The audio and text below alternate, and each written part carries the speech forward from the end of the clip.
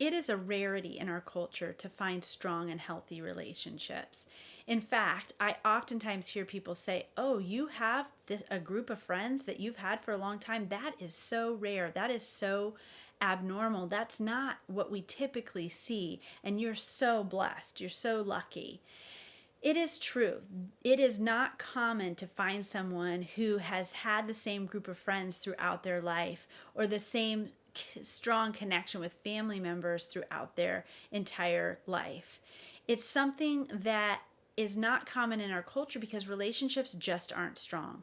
My name is Monica Mouer. I'm a licensed therapist, and I am the director of Center for Transformation.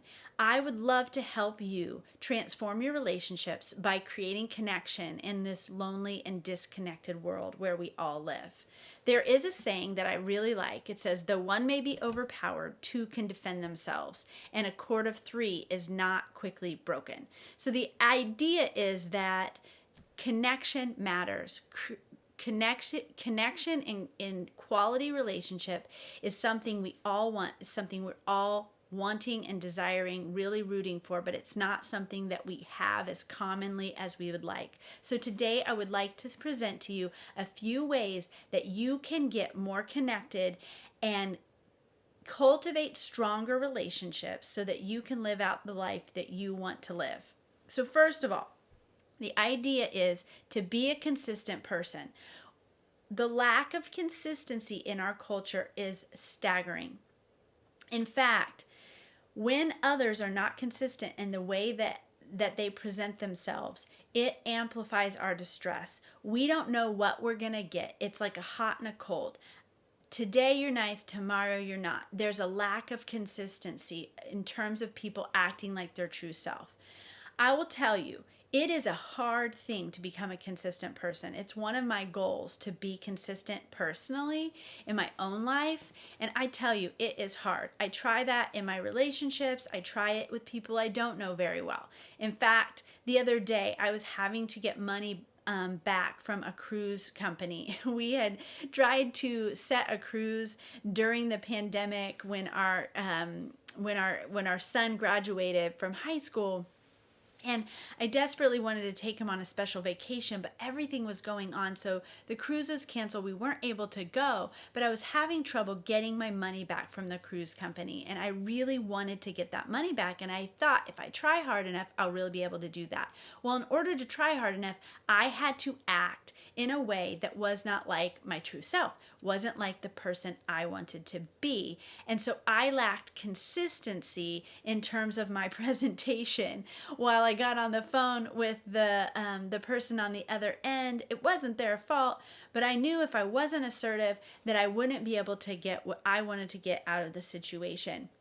So I found myself in this polarizing experience of trying to be my true self, yet also trying to be adamant. And I found myself feeling just like I maybe had, different personalities coming out one way and then the other. And I wasn't quite sure how to be, but I was trying to be consistent. And I found it very, very difficult. This is a difficult concept. Consistency is difficult, but that's what we're looking for in relationships. We're looking for people who can be consistent with us so that we can experience them as the same person over time. That gives us a sense of peace and calm and creates a sense of strength and continuity in the relationship. This is something we all want and need, something we want to strive for. Secondly, it's important to be trustworthy. So we want to know that the person that we are connected to is somebody that we can trust with our lives, somebody that we know is going to be there for us consistently, and that they are trustworthy with our deepest stuff. That we know that when we share with them, they're not going to be sharing it with somebody else. We know that what their presentation to us is going to be honest, and that they're not just faking their desire to stay and be connected to us. And we want to present that to other people. We want to be authentic and trustworthy. We moved to the South probably like 15 years ago. And we love the South. It's beautiful here. The weather's warm. The people are wonderful. But when we first moved to the South, people would say things like, well, People aren't always sincere, right? So there are these little sayings that people have, bless your heart, and all of this, and people would tell me, hey, that's not always sincere. People are super friendly to your face, but they're not always meaning that. And I was confused. I was like, really? Because people I've met seem really sincere, and I can't really say that I have met anybody that I thought, oh, they're not sincere, but it's just been a joke since I've been in the South, that people will say, bless your heart, but say it in a sarcastic way, which I think is a good example of what I'm talking about here. We want to know that the people we're connected to are trustworthy, and that gives a sense of a strong relationship, that this is somebody that I can trust. I can trust that what I see is what I'm getting. What I see is what I'm going to get, and I can expect that again and again and again in my relationships. That the people are trustworthy. If they're trustworthy, then I know that I have something that counts and that matters. So that means I want to strive to be a trustworthy person as well. That is how I work towards strong relationships. Strong relationships are really where it's at. It's where we'll find satisfaction in our lives. If we can create strength in our connections, we will be satisfied with our lives, because connections are what really matter in life. The last thing I want to talk about here in this episode is the idea of being kind. Being kind is a skill. Sometimes we learned kindness from our parents, and sometimes we did not. Sometimes our parents were kind to people's face, but behind their back they would talk negatively. We want to be kind consistently, and we want to be around people who are kind consistently. Distress amplifies. When people are unkind, it creates an echo in our minds and our hearts. We hear it with our ears. It is interpreted in our brains, and it affects our nervous system when someone is not kind. That is the way our lack of kindness impacts others as well. So kindness is a really big deal for creating strong relationships. It is a skill to be gracious, to be kind. Being kind means being friendly, generous, and considerate in our nature. Now, sometimes we're not kind. Sometimes we're not feeling relational, and we don't have the skill that we need to act relational when we don't feel that way. But the goal is, as we mature, to be more kind. I found this a very difficult concept when I first started learning how to be kind, even when I didn't feel good.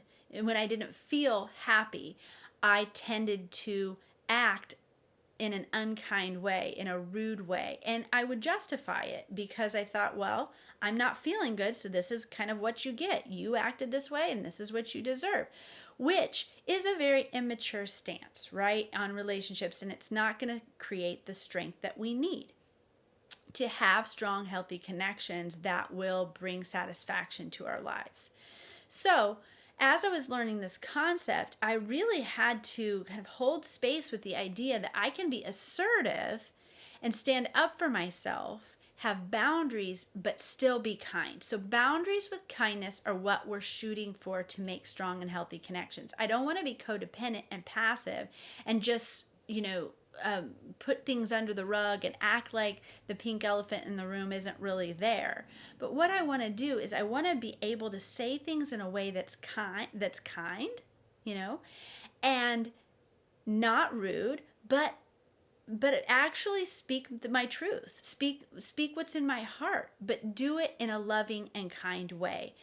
It's a very strange phenomenon that we're not used to in our culture. Usually, in order to speak the truth, we feel like we have to get all riled up and say something in a very rude way because we had to get ourselves kind of stoked up to be able to say what we really needed to say. That speaks to the fact that we don't have the confidence to say things that need to be said in a loving way. So again, it's a skill to be able to be kind and be ourselves even in the face of difficulty. All relationships have difficulty. That's part of it. It's part of relationships. But moving through our relationships by being kind Being consistent and being trustworthy will create stronger relationships for the long haul that will give you what you want out of life. And that is something that's satisfying for the duration. So thank you for listening, and I look forward to seeing you again soon.